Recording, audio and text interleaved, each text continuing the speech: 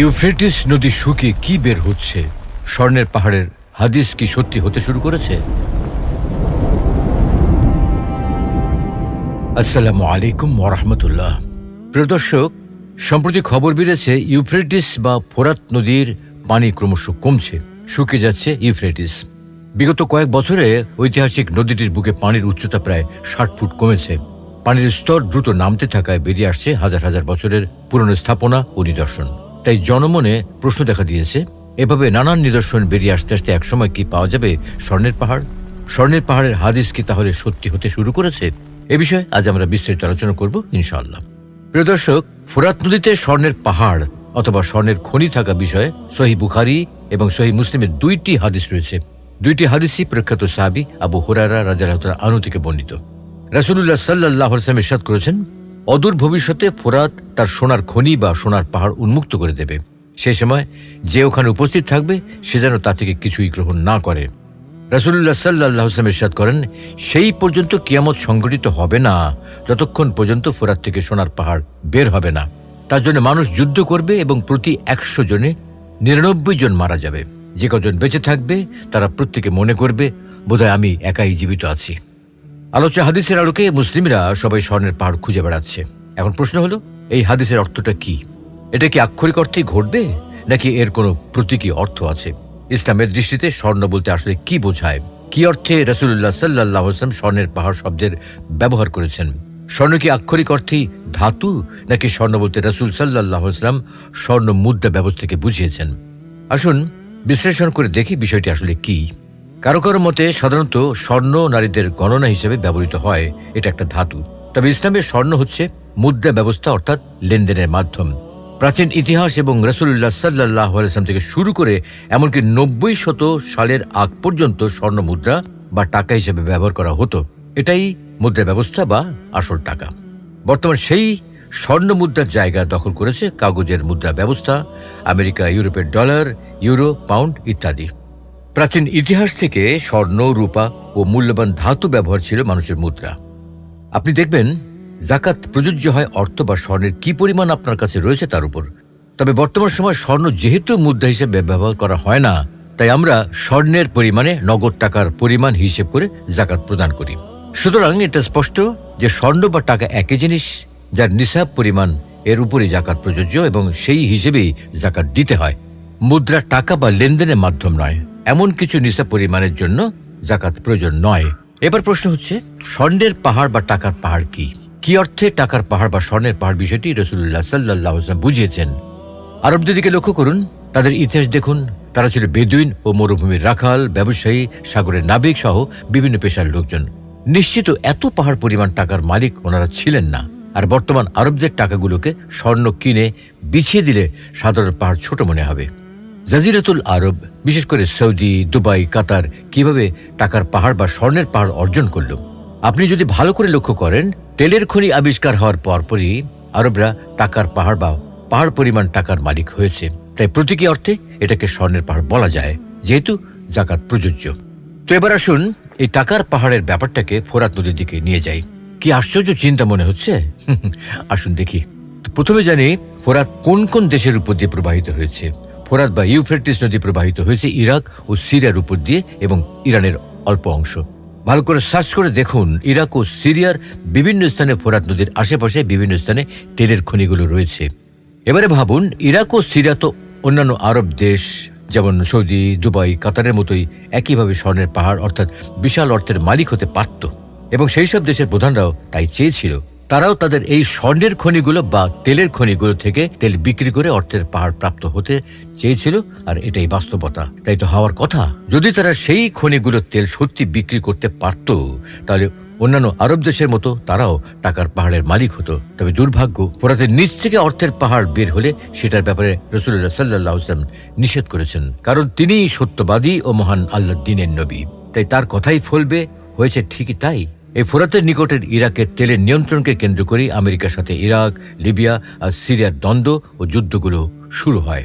ইরাকের সাদ্দাম হোসেন লিবিয়ার গাদ্দাফির সাথে যুদ্ধের একটা বড় কারণ ছিল ডলারের বিনিময়ে তেল বিক্রি না করার সিদ্ধান্ত, এবং সিরিয়াও এই বিষয়টি সমর্থন করত। আর ডলারের বিনিময়ে তেল বিক্রি ভয়াবহ চুক্তিটাই করেছিলেন সৌদি রাজ পরিবার আমেরিকার সাথে। গবেষণার জন্য 1971 সালের রিচার্ড নিক্সনের তেল ও ডলারের ইতিহাস দেখা যেতে পারে। সে যাই হোক, ইরাকের সাদ্দাম হোসেন ও লিবিয়ার যুদ্ধের মূল ঘটনার পেছনে ছিল তেলের উপর নিয়ন্ত্রণ প্রতিষ্ঠা। আর যদি ইরাক সিরিয়া তেলের অর্থের নিয়ন্ত্রণ পেত, তাহলে স্বর্ণের পাহাড় বা পাহাড় পরিমাণ অর্থের মালিক হয়ে যেত তারাও। তবে রাসূলুল্লাহ সাল্লাল্লাহু আলাইহি ওয়াসাল্লাম ঘটনাটির বিষয়ে মুসলিমদের সাবধান করেছিলেন, ফোরাতের নিচ থেকে অর্থের পাহাড় বের হবে, তোমরা তা থেকে নিতে বা গ্রহণ করতে যেও না। সেই যুদ্ধে লিপ্ত সৈনিকদের মধ্যে 7 জনের 5 জনই মারা যাবে। এবারে এই যুদ্ধগুলোর ইতিহাস দেখুন, হয়েছেও ঠিক তাই। আমেরিকার সাথে যুদ্ধে ইরাক সিরিয়ার অগণিত সৈনিক মারা গেছে। যারা পালিয়ে গেছে তারা তো গেছেই, আর যারা সেই দখল নিয়ে যুদ্ধ করেছে তারাও মারা গেছে।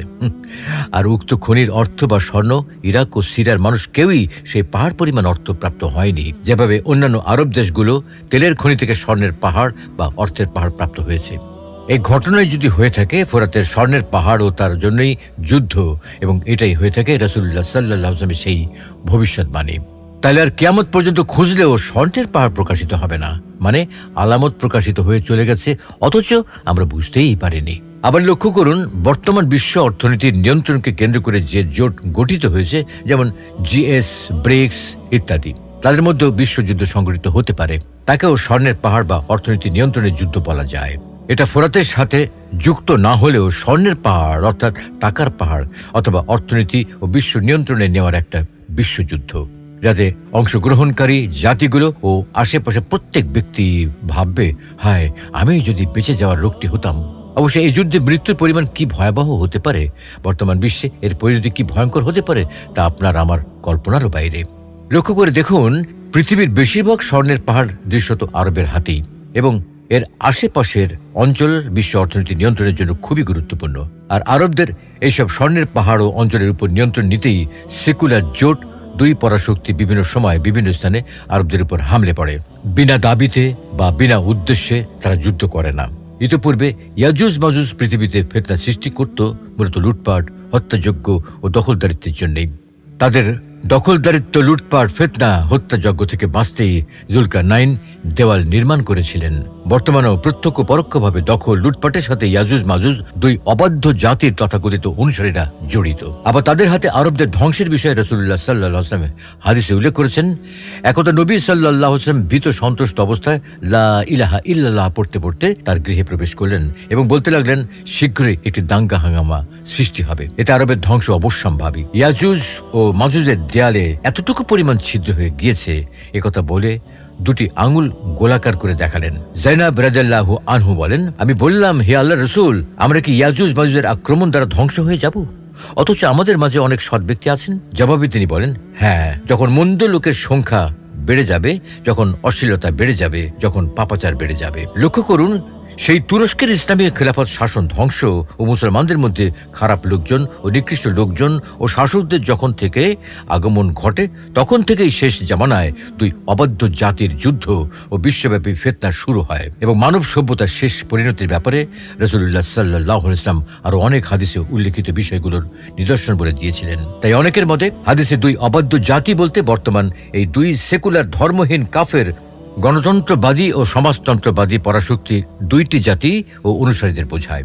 এদের দিকে লক্ষ্য করলে দেখবেন, এরা মিসাইল দিয়ে আগুন, পারমাণবিক ও অন্যান্য ভয়াবহ বোমা নিক্ষেপ করে দুটো অবাধ্য পরাশক্তির জোটবদ্ধ জাতি, যারা আরও কিছু জোটের সদস্য, যেমন জিএস, ব্রিক্স ইত্যাদি, যারা পৃথিবীর নিয়ন্ত্রণ ও অর্থনৈতিক নিয়ন্ত্রণ প্রতিষ্ঠার দাবি নিয়ে যুদ্ধে লিপ্ত হওয়ার কথাই উক্ত হাদিসে উল্লেখ করা হয়েছে। দুনিয়ার জমিনে দুই অবাধ্য জাতির ভয়াবহ যুদ্ধের হাদিসে সেই ইঙ্গিত রয়েছে। আবু হুরায়রা রাদিয়াল্লাহু তাআলা আনহু থেকে বর্ণিত, রাসূলুল্লাহ সাল্লাল্লাহু আলাইহি ওয়াসাল্লাম বলেছেন, কিয়ামত সংগঠিত হবে না যতক্ষণ পর্যন্ত দুটি বৃহৎ দল পরস্পরের মারাত্মক যুদ্ধে লিপ্ত না হয়। উভয় দলের মধ্যে ভীষণ যুদ্ধ সংগঠিত হবে, অথচ তাদের মূল দাবি হবে এক ও অভিন্ন, অর্থনীতি ও বিশ্ব নিয়ন্ত্রণ। এসব ভয়াবহ যুদ্ধে পৃথিবীর 2/3 মানুষের মৃত্যু ঘটবে, অথবা প্রতীক্ষিত শান্তির খেলাফত শাসন ব্যবস্থা ফিরে আসবে, অর্থাৎ শান্তির খলিফা মাহদীর আবির্ভাব হবে এবং খেলাফত শাসন ব্যবস্থা তথা শান্তি প্রতিষ্ঠিত হবে। পৃথিবীতে মুসলিমদের খেলাফত মানেই মুসলিমদের হাতে ক্ষমতা ফিরে আসা, অর্থাৎ বিশ্বে শান্তি ফিরে আসা। যদিও দুই অবাধ্য জাতি, দুই সেকুলার পরাশক্তি তখনও পুরোপুরি ধ্বংস হবে না। তারা পুরোপুরি ধ্বংস হবে ঈসা আলাইহিস সালামের পুনরায় পৃথিবীতে ফিরে আসার পরে, এবং তখনই পৃথিবী শান্তিতে পরিপূর্ণতা লাভ করবে। অর্থাৎ কানা দাজ্জাল এবং ইয়াজুজ মাজুজ সমূলে ধ্বংসের পরে পৃথিবী শান্তি ও বরকতে পরিপূর্ণতা লাভ করবে।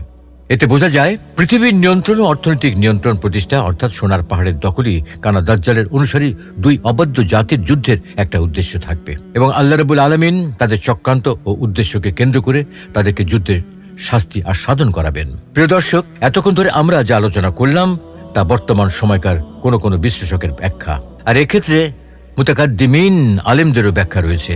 যেমন স্বর্ণ পাহাড়ের হাদিসের ব্যাখ্যা প্রসঙ্গে আল্লামা ইবনু হাজার আল আসকালানী রহমতুল্লাহ আলাইহি লিখেছেন, সোনার পাহাড় অথবা খনির অর্থ হল স্বর্ণের প্রাচুর্য, অর্থাৎ ফোরাত নদীর তলদেশে বা এর তীরবর্তী কোনো অঞ্চলে প্রচুর পরিমাণে স্বর্ণের মজুদ রয়েছে। স্বর্ণের এই মজুদ আবিষ্কারের সময়কাল হল কিয়ামত সংঘটিত হওয়ার নিকটবর্তী সময়। আল্লামা ইবনু হাজার আল আসকালানী রহমতুল্লাহ আলাইহি লিখেছেন, এটা হলো আল মাহদি বা সৎপথ প্রাপ্ত খলিফা প্রকাশের সময়, যার আবির্ভাব হবে ঈসা আলাইহিস সালামের অবতরণ এবং শাম থেকে আগুন নির্গত হওয়ার পূর্বে।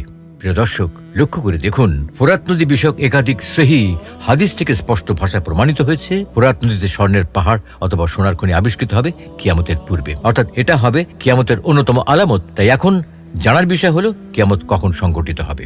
একবার জিবরাইল আলাইহিস সালাম মানুষের ছদ্মবেশে মহানবী সাল্লাল্লাহু আলাইহি ওয়াসাল্লামের কাছে হাজির হন। তার কাছে জানতে চান কিয়ামত কখন সংঘটিত হবে।